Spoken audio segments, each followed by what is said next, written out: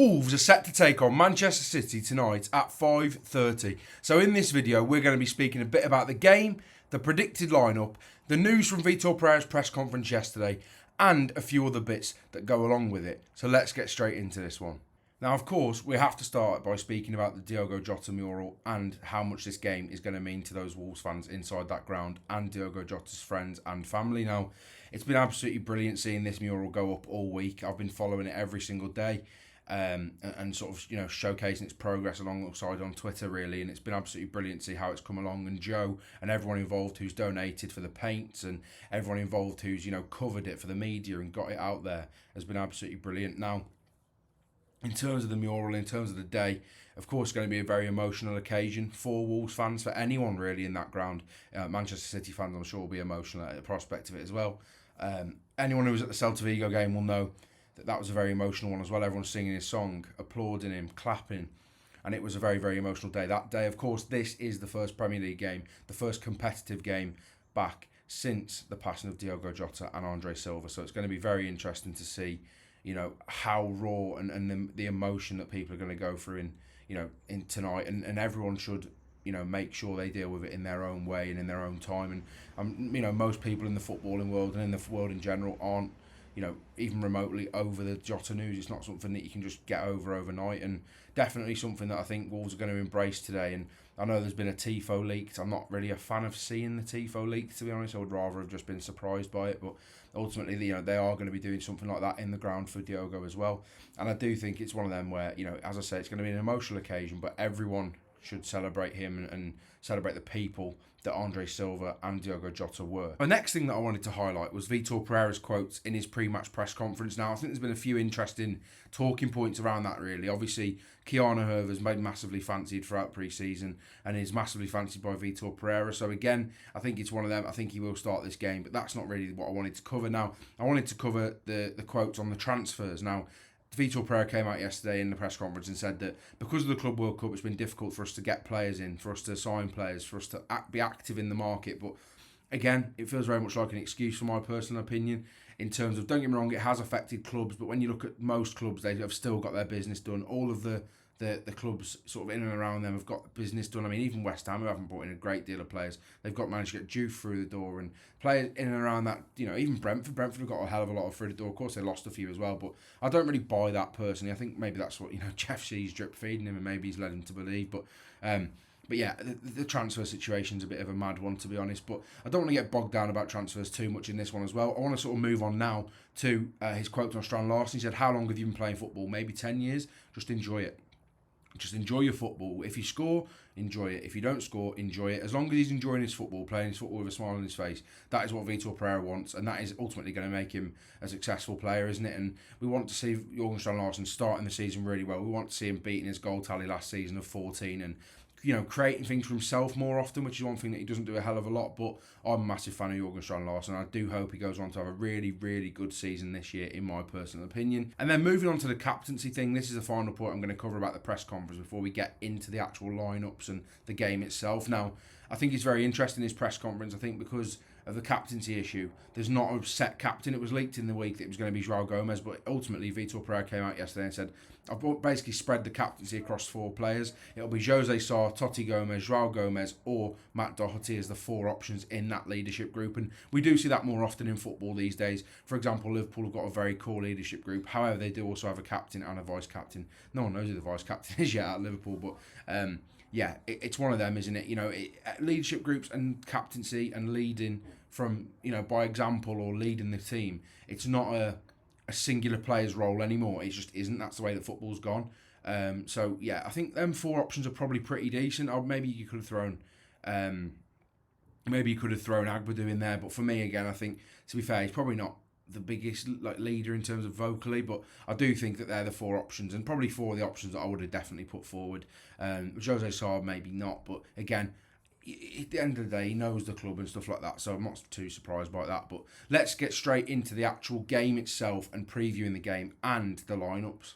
Now let's get into the actual lineup and my predicted lineup. Now this is the team I think will start against Manchester City. Now there are a few players that people aren't going to be overly happy about. Don't get me wrong, Keanu Hervey is one of them. Hence why they've brought in Chachua. Now obviously he's had a lot of hate, and I would love nothing more than Keanu Hervey to have an absolutely outstanding game today and go on to have a really, really good game. You know, lock up whoever's on that left hand side, whether it's Marmoush, whether it's Cherky, whether it's Jeremy Doku, who's, you know, famously had really good games against Wolves. Now, I would love Keanu Hervey to have a really good game. I think Wolves will struggle at points in this game. Of course they will. Man City have got a lot of quality and have added to it. But I do think there's a few valid points we should run through quickly with Manchester City. Now, Pep Guardiola said that Rodri's not fit yet, so he won't be taking part in this game. Certainly not starting it anyway.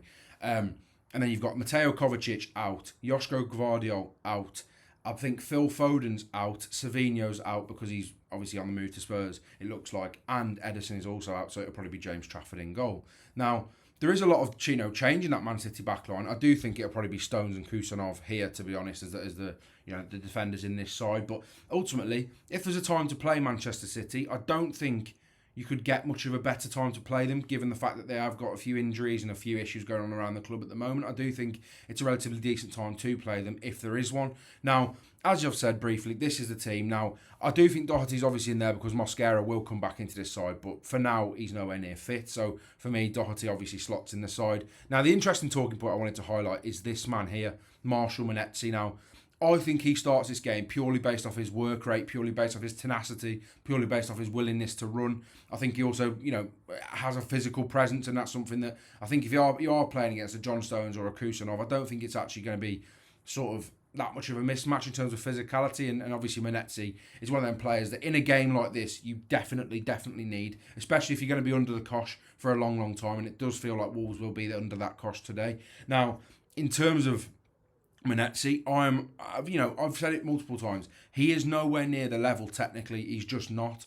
But in a game like this, Monetzi's the exact type of player you would want for at least 70 to 75 minutes, I reckon. But equally, as I've said, if it's tight on 60, I think Vitor Pereira probably rolls the dice and goes, do you know what? We'll get Fer Lopez on here, because ultimately, I like Fer Lopez a lot. And what I liked about him against Celta Vigo and in pre-season was his willingness to press, because I think people have got this impression of sort of Spanish players generally that they don't press this much and they just sort of, they want to be on the ball. It reminds me of Pablo Sarabia in the way that he plays, but he's got an extra yard, of course, and he wants to run more than Sarabia, which is, maybe, I'm not saying Sarabia didn't want to run, but he wants to run more and does run more than Sarabia. So I think there is a place for Fer Lopez in this game. I do think it will be from the bench. Now, I think Marshall Monetzi does have a key role in this game. Of course he does. And I do think it's going to be very important. Now, I think it's very interesting if we sort of look at the left-hand side. I do think it's a no-brainer for both of these two to be playing, to be quite honest. That is also, though, because I think Arias will track back here. And I think I've actually accidentally highlighted him as well. But I do think Arias will track back into these areas here. Because you're going to have to help Muller Wolf on that right-hand side. Because it looks like it could be Cherky starting there. It looks like it could be, to be honest, any of the attacking talent they've got. It could be Marmoush, could be Cherky, it could be, you know what I mean? There's so many options and fluidity in that Manchester City attack. And then, of course, I think obviously because of the fact they play a 4-2-3-1 or have done in pre-season so far, I do think it leaves Andre and João Gomez in a bit of a pickle, because João Gomez often, we see it so commonly, really, don't we, that, out of the two of them, he's the one that wants to bomb forward and make things happen. You do see that against Girona when he comes in, makes things happen. Arias gets the ball here and scores. But ultimately, João Gomez is the one that has that licence, so Andre needs to be absolutely on it against whoever's playing in that number 10 position, in that pocket between him and the centre-backs going into the game today. If they play a 4-2-3-1, they may just completely switch it up because it is Pep Guardiola, but looking from it, from what we've seen so far, I do think that's an interesting talking point. Now, as I've said, I think John Arias has a big part to play in this game personally, because he's got to go everywhere down this channel. He's got to go outside his man. He's also got to cut inside. We want to see him getting into those areas here, really, because that's where he's dangerous. He wants to get in the box. He wants to make things happen. He is an inside forward, as much as he's playing probably that 10 role. It is a 10 role, but it's for him, he's almost an inside forward, like a winger, really. And then it's the same for Muller Wolf. I do think, as I've said numerous times, Muller Wolf down this channel, I think he'll be making outside runs. I think he'll be making inside runs, underlapping Arias. I think he'll be overlapping Arias, and we did say that a lot against Celta Vigo, so I don't think that's something we should not expect to see. The one thing I want to speak about quickly though, and I know this is going to, people may not agree with me here, but is Emmanuel Agbadou. Now, I hope he has a good game today because I've been very, very concerned with his performances towards the last few games of last season and throughout pre-season. He has concerned me. Now, he came in January, steadied the ship for Wolves, played really, really well at the heart of that defence. I think he made 12 interceptions in his own box in the second half of the season, which is just absolutely ludicrous itself. And Agbadou is one of these players that I really, really do rate. But I do think he needs to, be more on it. And he's not looked very sharp. He's been a bit sort of laboured in his approach and a bit more sort of relaxed and laid back, I think. And we've seen that in pre-season a lot. And it has sort of concerned me. I think there's also been times when, equally he would just pump a ball long into an area and it wouldn't go to anyone. We saw it against Celta Vigo numerous times. I mean, sometimes you even just pump it in the middle to Strand Larsen. It just generally, it wouldn't work that much. But I do think that Agbadou's a massive talking point ahead of this game because he's got a massive role to play at the heart of that defence. And I do think that he needs to be massively on it again today. Now, the one other person I wanted to speak about was Jose Sarr. Now, again, something that I had noticed throughout pre-season, and I've always noticed about Jose Sarr. Say what you like about him. People will enjoy him for some of his shot stopping. People are critical of him as well. For me, I'm very heavily critical of him, but I don't think he's one of the ones that should move this summer.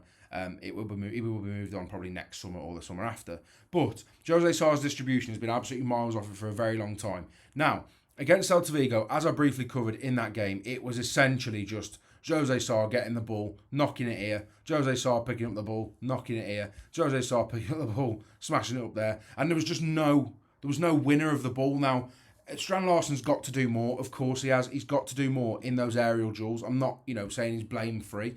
But equally, the balls are so wayward, leaving him with so much work to do that ultimately he can't get on it. And then we saw it against Celta Vigo when it was Fer Lopez. He couldn't get on it. And I just think it's one of them where Jose Sarr needs to be on it today. His shot stopping's got to be good. His distribution's got to be good because if you give the ball away against Manchester City, they'll be on you. They'll kill you. They'll kill you straight away. So you can't afford to do that in a game like this. If it means he has to play a few short passes to Totti or Doherty, fair enough. Or equally, and this is probably going to, contradict what I've just said, but equally, if you're under the cosh, just put it in the stands. Just put it in the stands if you're under the cosh. Because ultimately, the ball's away. It's not your responsibility. You've got to keep a clean sheet. You've got to be defensively sound. If you are under the cosh, just get rid of it. He doesn't do that enough for me. He takes too long on the ball for me, or he makes, he spends a long time taking decisions or making decisions. So for me, Jose Sarr's got a key role to play. And the final point I wanted to cover, which is just obviously these two. These two are an absolute joke, and I do think they have a really good game today in João Gomez and Andre. I just think they're absolutely brilliant. As I've said, whoever's in this number 10 role, they've got to manage really, really well. Because if he gets freedom, you've got Haaland through on goal, essentially. And yeah, we know Haaland's record against Wolves. It's not bad, is it? But I am actually quite optimistic about this game, as much as I've sort of spoken about it and broken it down for a few reasons. I do think the midfield is somewhere where Wolves can win. And I know that sounds mad because they've got Reinders in there and they've got some real quality in there. But I do think, because Rodri probably won't be in that side, I do think it will be Reinders and maybe Gonzalez against Gomez and Andre. And I'd fancy that. Now, I think Reinders is going to have a brilliant season. Don't get me wrong. I think he's excellent. But I think if there's a game to catch him cold, I think it is this game. And I do think they've got a massive opportunity today, Wolves. As much as I have said, I don't think they will. I don't think they've got to be... They can't afford to be miles off it. They do absolutely have to be on it today. Every single man has to be on it. And they have to, up their level significantly from what we've seen in pre-season. And I do think they will. And for me, I think it's going to be a very tight game. I will go 2-1 just to Manchester City, though, just because I do think they, ultimately the cream rises to the top, I think. And the quality in the squad is, abundantly clear. And Wolves have still got, holes in the squad, especially on the bench. You look at the depth. And, I mean, if you don't play Keanu Hervey, you're playing Rodrigo Gomez until Chachira comes in. So, either way, I don't think you're much better off with him, or if anything, you're actually probably worse off with him, really. So, generally, I think it's going to be a very interesting game. I think this is how they'll set up. Let me know what you think will be the lineup as well today, Wolves fans, because I'm really interested to hear your opinions as well. Now, if you did enjoy this video, I'd really appreciate it if you would like it, share it with your friends, check out my socials in the description as well, because you can share it with me on there and tag me and stuff like that, and let me know what you thought about the videos. And, of course, subscribe to the channel. I'm pleased to announce we have hit 2,000 subscribers, which is absolutely incredible, considering we've only been doing YouTube full-time properly for about 28 days, I think, in total in the month. So it's been absolutely brilliant. I've loved every second of it. Thank you for the support, and I'll see you all in the next one.